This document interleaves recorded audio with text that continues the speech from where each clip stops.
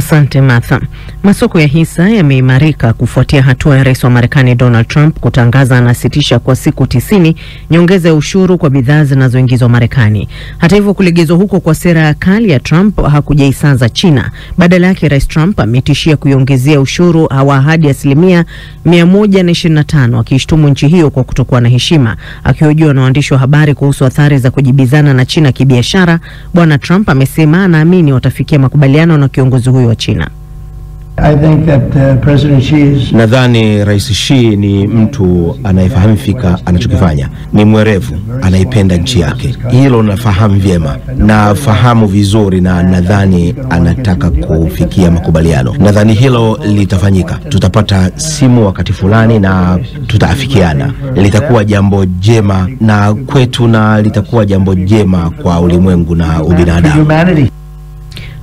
Marekani imeiwekea vikwazo Iran siku chache tu baada ya Rais Donald Trump kutangaza watafanya mazungumzo na Iran kuhusu mpango wake wa kinyuklia.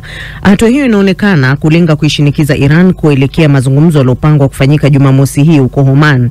Hapo jana, Bwana Trump alirejelea vitisho vyake kwa uwezekano wa kutumia nguvu za kijeshi upo iwapo Iran haitokomesha mpango wake wa kinyuklia.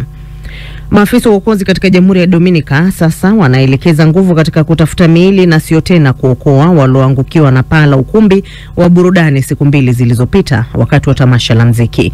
Miili 124 imetolewa kutoka klabu ya Jet Set. Msanii maarufu Ruby Perez aliyekuwa akitumbuiza ni miongoni mwa waliofariki dunia. Serikali imetangaza siku 3 za maombolezo. Chama kikuu cha upinzani Tanzania Chadema kinasema kiongozi wake mkuu Tundu Lissu amekamatwa na polisi jana jioni baada ya kuhutubia mkutano wa hadhara kusini mwa nchi hiyo. Polisi bado hawajaeleza tuhuma zinazomkabili Lissu. Makamu mwenyekiti wa chama hicho John Heche aliandika kwenye ukurasa wa X kuhusu kukamatwa kwa Lissu. Wanaharakati wa haki wanaikosoa serikali ya Rais Samia Suluhu Hassan kwa kuwalenga wapinzani kabla ya uchaguzi wa Oktoba mwaka huu. Serikali inakanusha tuhuma hizo. Nimezungumza na mhariri wa Amka na BBC Florian Kaijage aliyefuatilia swala hili tangu taarifa za kukamatwa kwa Lissu zilipoanza kusambaa, na anaanza kueleza tunachokifahamu hadi sasa. Hili ni tukio la mjini Mbinga ambalo ni mkoani Ruvuma, lilitekelezwa kwa amri ya mkuu wa polisi ngazi ya wilaya, ambapo picha jongevu ama video zilizosambaa katika mitandao ya kijamii zinaonyesha hali ya tafrani, huku askari polisi wakifyatua gesi ya kutoa machozi na kusababisha umati uliokuwa umehudhuria mkutano wa hadhara wa mwanasiasa Tundu Lissu. Bado haifahamiki Lissu amepelekwa wapi na ni tuhuma gani hasa ambazo zinamkabili. Kuna taarifa zozote rasmi kutoka kwa jeshi la polisi hadi wakati huu? Hakuna taarifa zozote rasmi za polisi, na idhaa ya Kiswahili ya BBC imefanya jitihada kubwa kuwapata wasemaji rasmi wa polisi katika eneo husika, kwa maana ya kamanda wa polisi wa Ruvuma Marco Chilia, pia msemaji wa polisi ngazi ya taifa David Misime, lakini mara zote hawakuweza kupokea simu zao. Kwa hiyo taarifa rasmi kusema kweli bado inangojewa, pengine inaweza ikatolewa leo. Tundu Lissu amekuwa katika ziara maeneo tofauti ya nchi. Ni ujumbe gani amekuwa akiutoa kwa umma? Wiki za hivi karibuni Tundu Lissu amekuwa akifanya mikutano ya hadhara tangu achaguliwe kuwa mwenyekiti wa chama hicho Januari mwaka huu katika maeneo mbalimbali ya Tanzania. Alianza nyanda za juu kusini na baadaye kuelekea mikoa ya kusini mwa nchi kabla ya kukamatwa mkoani Ruvuma wilayani Mbinga. Ujumbe wake mkuu kwa umma kwenye mikutano yake umekuwa ni kwamba hakuna nafasi ya uchaguzi huru na wa haki mwezi Oktoba mwaka huu isipokuwa kuwe na mageuzi katika mfumo wa uchaguzi. Anataka mabadiliko katika tume ya uchaguzi ambayo anasema yasiwajumuishe watu walioteuliwa moja kwa moja na Rais wa Tanzania Samia Suluhu Hassan. Kiongozi wa Chama cha Demokrasia na Maendeleo amekuwa akirudia kauli mbiu isemayo hakuna mageuzi, hakuna uchaguzi. Lissu amekamatwa mara kadhaa utafahamu, na baada ya mwaka 2017 wakati wa uongozi wa rais wa wakati huo John Magufuli aliyefariki dunia Machi 17, 2021. Na itakumbuka kwamba Lissu alinusurika katika jaribio la kuuawa alipopigwa risasi Septemba 7 mwaka 2017 mjini Dodoma, na amekuwa akirejea mara kadhaa kusema kwamba yeye haogopi chochote, maana yake wakati huo alikuwa kama nusu mfu baada ya kupigwa risasi na kusafirishwa kwa matibabu nje ya nchi. Na mhariri wa Amka na BBC Florian Kaijage. Rais wa Marekani Donald Trump amesitisha kwa muda wa siku 90 ushuru wa forodha uliowekwa wa juu kwenye bidhaa zinazoingia nchini humo kutoka katika nchi mbalimbali isipokuwa China. Katika taarifa zilizowekwa katika mitandao ya kijamii, Rais wa Marekani amesema tozo zitakuwa chini kwa 10% kwa nchi nyingi, lakini kodi kwa bidhaa zinazoingizwa na China ikiongezeka hadi 125%, huku akiendelea kuitupia lawama nchi hiyo. Taarifa zaidi na Halima Nyanza. Hatua hiyo ya mabadiliko ya sera imefanya masoko ya fedha katika eneo la Asia Pacific kupanda saa chache tu baada ya Rais wa Marekani Donald Trump kutangaza kusitisha kwa siku 90 ushuru huu wa forodha. Nikkei ya Japan ikipanda kwa zaidi ya 8%, ambapo nchini Marekani nako masoko ya fedha yakipata mafanikio ya kihistoria siku ya Jumatano kufuatia taarifa hizo za unafuu baada ya kukumbwa na msukosuko wa kiuchumi. Akizungumzia juu ya hatari ya mvutano huo wa kibiashara na China wakati akizungumza na waandishi wa habari ofisini kwake, Rais Trump amesema ana uhakika kwamba yeye na kiongozi wa China Xi Jinping watafikia makubaliano. Nadhani kwamba Rais Xi ni mtu anayejua vizuri nini anapaswa kufanya. Ni mtu mwenye akili sana, anapenda nchi yake na alijua hilo kwa uhakika. Najua yuko vizuri na nafikiri atataka kufikia makubaliano. Nafikiria hilo litatokea. Tutazungumza kwa simu.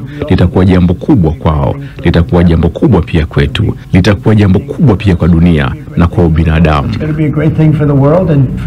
Awali China nayo iliongeza ushuru wa kulipiza kisasi kwa uagizaji wa Marekani hadi 84% baada ya ushuru wa 104% wa Donald Trump kwa bidhaa za China kuanza kutumika. Katika taarifa iliyotoa awali, Wizara ya Mambo ya Nchi za Nje ya China ilisisitiza kuwa nchi hiyo itapigana hadi mwisho dhidi ya ushuru wa forodha wa Trump iwapo italazimika kufanya hivyo, na kuishutumu ikulu ya White House kwa matendo ya uonevu. Ni taarifa yake Halima Nyanza. Raia waishio katika miji ya Beni, Butembo na Lubero jimboni Kivu Kaskazini mashariki mwa Jamhuri ya Demokrasia ya Kongo wamesema wanaishi kwa wasiwasi baada ya wafungwa 117 kuachiwa huru kufuatia msamaha wa rais wa nchi hiyo Felix Tshisekedi. Taarifa ifuatayo inafafanua.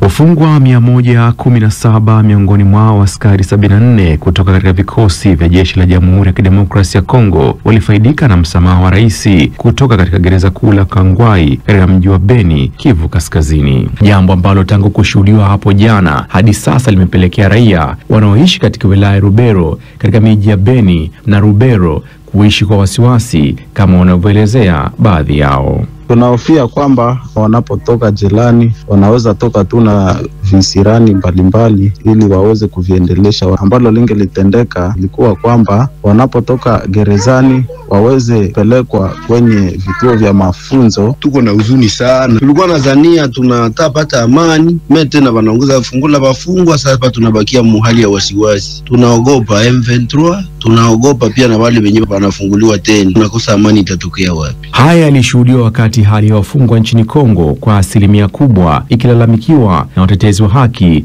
za binadamu kuwa ni ya mateso, jambo linalopelekea baadhi yao kufariki kwa njaa, magonjwa mbalimbali na hali inayolazimisha wengine kutoroka jela kwa kuhofia maisha yao, huku mashirika ya kiraia yakionyesha kuwa wafungwa wameondoka gerezani bila kuadhibiwa kama inavyotakiwa na sheria ya Kongo. Ni tishio dhidi ya usalama wa raia. Marine Bwicha kutoka shirika linalotetea haki za watoto na wanawake wilaya ya Beni na Rubero amekuwa na haya ya kutujulisha. Mimi kama mama naogopa juu watu ambao wanatoka katika gereza wanatoka mule na mioyo migumu kulingana na mateso ambao wanapitia. Tunahofia kwamba wakirudisha kisasi sisi raia tutateseka na kuangamizwa. Kwa upande wake, gavana wa mkoa wa Kivu Kaskazini Somo Kasereka Evaristi amesema kufunguliwa kwa wafungwa hao huko Beni haimaanishi kuchochea uasi wala kufanya mambo kinyume na sheria za Kongo. Ndio, tuliwaambia wachukue tabia nzuri ya kufikiria wazazi wao na watoto wao, familia zao, pia kwa kila mtu. Kama sivyo watatoka, lakini tena watarudi humo. Sio kwa sababu wataondoka gerezani, Nidhamu haihitajiki, lazima wawe na tabia nzuri na maisha yaendelee. Haya yanajiri wakati hofu kubwa inashuhudiwa kutanda mkoani Kivu Kaskazini kufuatia kuahirishwa kwa hapo jana hadi siku isiyojulikana kwa mazungumzo kati ya kundi la M23 na Kinshasa, mkutano uliosubiriwa na wananchi wa mashariki mwa Kongo kama mojawapo ya njia muhimu za kupata suluhisho dhidi ya mzozo wa mashariki mwa Kongo.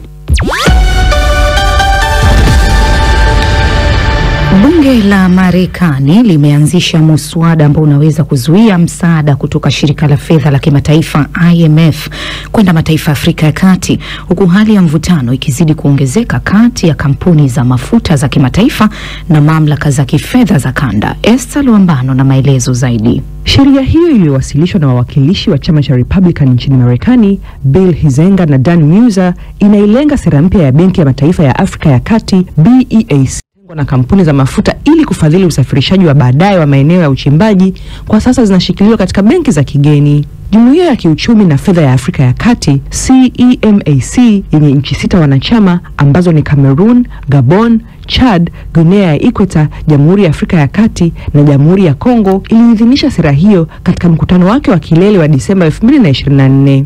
Viongozi wanasema kuhamishia fedha hizo kwa taasisi za kikanda ni muhimu katika kuimarisha hifadhi ya fedha za kigeni huku kukiwa na hali tete ya kiuchumi. Wabunge wamesema katika taarifa yao kuwa kwa kukataa kufafanua kwamba fedha hizi za kurejesha hazitahesabiwa kwenye akiba ya jumla ya fedha za kigeni, IMF imepotosha nchi wanachama wa CEMAC na kuweka hatarini moja kwa moja ya makumi ya mabilioni ya dola za uwekezaji wa IOCS katika ukanda husika. Sheria hiyo itazuia Wizara ya Fedha ya Marekani kuunga mkono programu za IMF zinazozihusisha CEMAC hadi mfuko huo uthibitishe hadharani kwamba fedha za kurejesha hazitachukuliwa kuwa sehemu ya hifadhi ya fedha za kigeni ya eneo hilo. Utekelezaji wa sera ya BEAC unatarajia kuanza kutekelezwa Mei Mosi, huku kampuni zisizofuata sheria zikikabiliwa na adhabu ya hadi 150% ya fedha za kurejesha. Benki Kuu ya kikanda pia imeweka ongezeko la lazima la urejeshaji wa matumizi ya uendeshaji wa kampuni za mafuta ambayo kwa sasa yamewekewa 35%.